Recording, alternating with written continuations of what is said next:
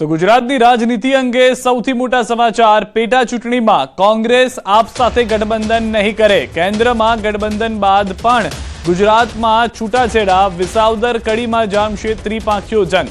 કોંગ્રેસ પ્રદેશ પ્રમુખ શક્તિસિંહ ગોહિલની જાહેરાત। વિસાવદર કડીમાં કોંગ્રેસ પોતાના ઉમેદવાર ઉતારશે। બે બેઠકોની પેટા ચૂંટણી પહેલા નિર્ણય। તાજેતરમાં આપ તરફથી વિસાવદરના ઉમેદવાર જાહેર કરાયા હતા।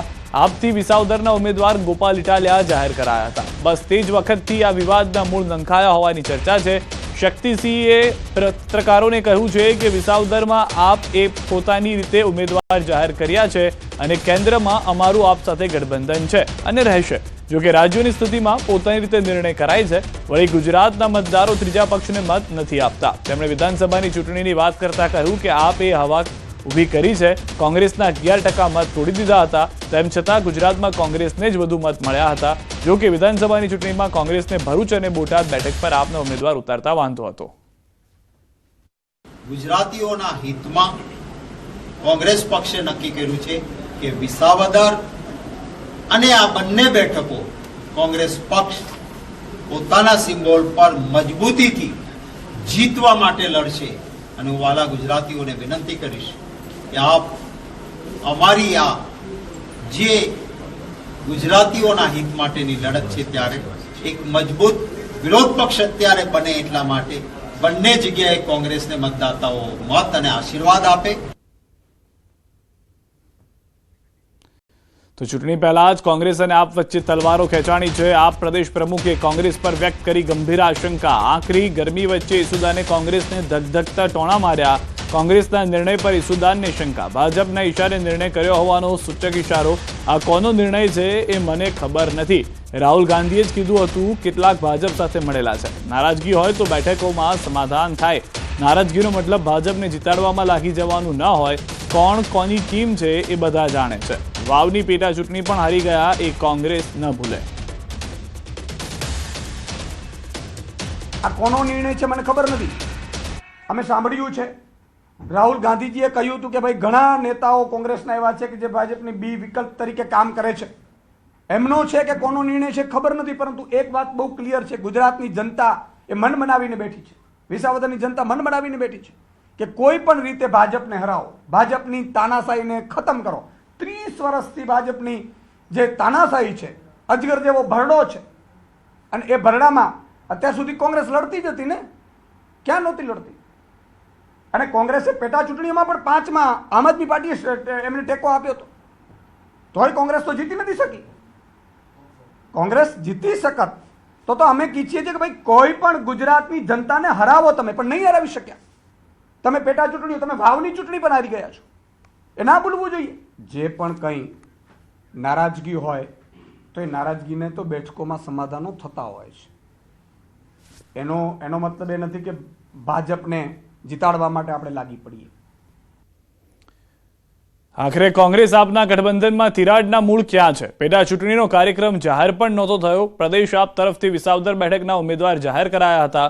વિસાવદર પર આપના ઉમેદવાર તરીકે ગોપાલ ઇટાલિયાની જાહેરાત કરાઈ હતી। જોકે આપની જાહેરાત બાદ જ કોંગ્રેસ તરફથી સખત પ્રતિક્રિયા આપી હતી અને તે બાદ ઇટાલિયા નરમ પણ પડ્યા હતા। 24મી માર્ચ 2025ના દિવસે ઇટાલિયા અને કોંગ્રેસ પ્રવક્તા મનીષ દોશીએ શું કહ્યું હતું એ પણ સાંભળો। राहुल गांधी जी जब गुजरात में आए तब उन्होंने खुद कांग्रेस कार्यकर्ताओं की मीटिंग में ये कहा कि गुजरात के 25 से ज्यादा नेता बीजेपी के लिए काम कर रहे हैं। अब आप बताओ गठबंधन करना किसके साथ है? जब राहुल गांधी जी खुद ये मानते हैं कि उनके नेता बीजेपी के लिए काम कर रहे हैं, मान लो हमको गठबंधन करना है तो किससे करे? नेता कांग्रेस का है लेकिन काम तो बीजेपी का कर रहा है और उसको ऑथोराइज किया राहुल गांधी जी ने, तो गठबंधन करना किसके साथ है बताओ? अब ये भी तो बड़ी दिक्कत है। तो जब गुजरात में बीजेपी और कांग्रेस दोनों एक ही है और उस बात पे सिक्का लगा रहे, थप्पा लगा रहे राहुल गांधी जी, तो हम किससे गठबंधन करें? गुजरातनी मोटा भागनी स्थानिक स्वराजनी संस्थामां आपे डिपोजिट गुमावी छे। आपना उम्मीदवारो मोटा भागनी जग्याए लड़ी शके एवी स्थितिमां नहोता, त्यारे आप एनी राजकीय अपरिपक्वता साथे मात्र अमे कही तेम वर्तवी ए दिशामां आगळ वधी रह्यो तेवुं देखाय छे।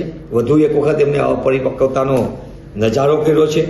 ત્યારે આગામી દિવસોની અંદર વિધાનસભાની વિસાવદર બેઠક માટે પેટા ચૂંટણી જાહેર થશે ત્યારે કોંગ્રેસ પક્ષ યથાયોગ્ય સમયે સ્થાનિક નેતૃત્વ સાથે પ્રદેશનું નેતૃત્વ ચર્ચા વિચારણા કરશે અને એ અનુસંધાને જે જરૂરી જણાશે એ નિર્ણય પ્રદેશ કક્ષાએથી રાષ્ટ્રીય નેતૃત્વના માર્ગદર્શનથી કરવામાં આવશે. આમ આદમી પાર્ટી અને કોંગ્રેસ વચ્ચે નક્કી થયેલું, બેઠક થયેલી, ફાઇનલ થયેલું કે વાવ વિધાનસભાની ચૂંટણી કોંગ્રેસ લડશે, ત્યાં આમ આદમી પાર્ટીની ઉમેદવાર રાખે અને વિસાવદરની ચૂંટણી જ્યારે આવશે ત્યારે આમ આદમી પાર્ટી લડશે, કોંગ્રેસ ઉમેદવાર ઊભો નહીં રાખે. આવી વાત એ સમયે થયેલી અને અમારી વચ્ચે જે કાંઈ ડિસ્કશન ને ફાઇનલ થયેલું કોંગ્રેસ ને આમ આદમી પાર્ટી વચ્ચે, એ પ્રમાણે અમે અમારી ફરજ નિભાવી છે. અમે વાવની ચૂંટણીમાં કોઈ ઉમેદવાર ઊભો રાખ્યો ન હતો.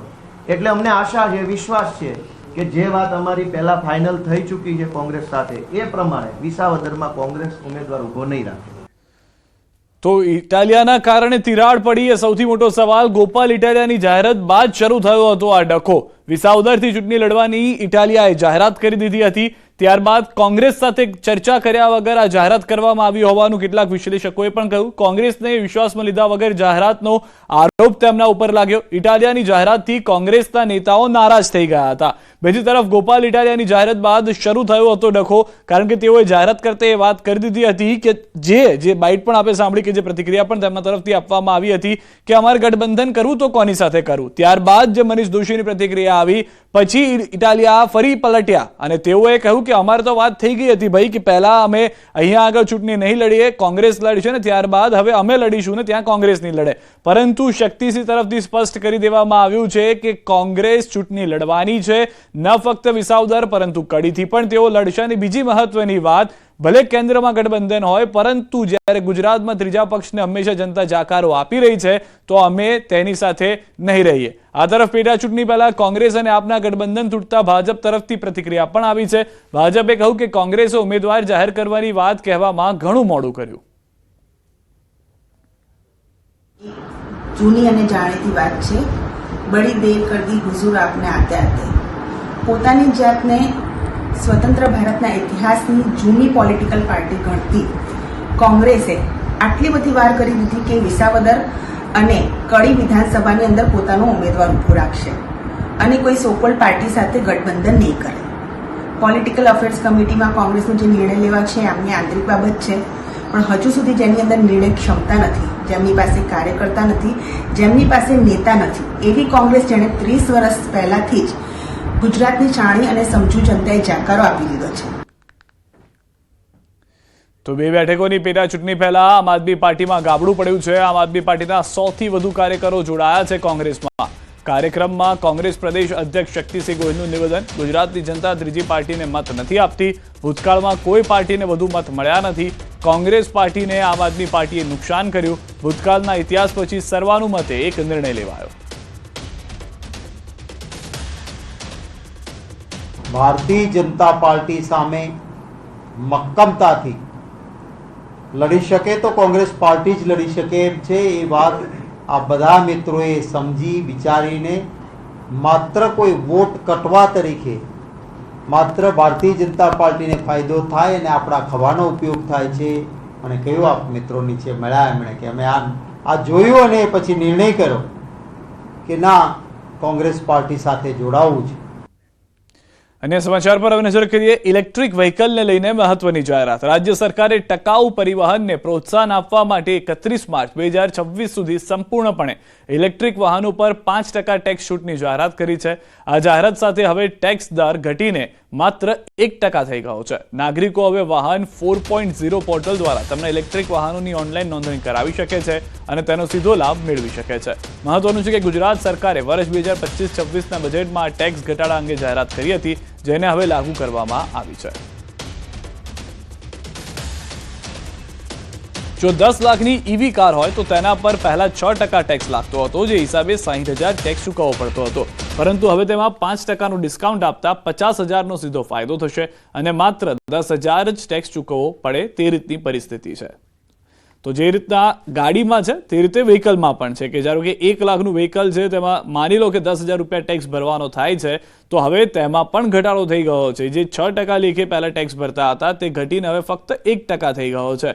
એટલે તેમાં પણ જે ટેક્સ છે તેમાં રાહત મળી જશે.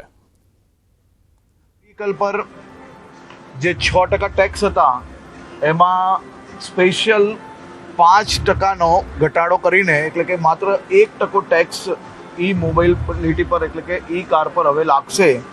રાજ્ય સરકાર દ્વારા ગ્રીન ઈ મોબિલિટી તરફ વધુમાં વધુ ભાર મૂકતા હવે પછી આ ઈ કાર લેનાર ગ્રાહકોને સીધી કાર 5% સસ્તી પડે તે માટે રાજ્ય સરકાર દ્વારા આ નિર્ણય લેવામાં આવ્યો છે. મુખ્યમંત્રીશ્રીના આ નિર્ણયને આજથી જ લાગુ પાડી લેવામાં આવ્યો છે, જેના માધ્યમથી આવનારા દિવસોમાં હજારો લોકોને ખૂબ મોટો ફાયદો ઈ કાર ખરીદવામાં થશે.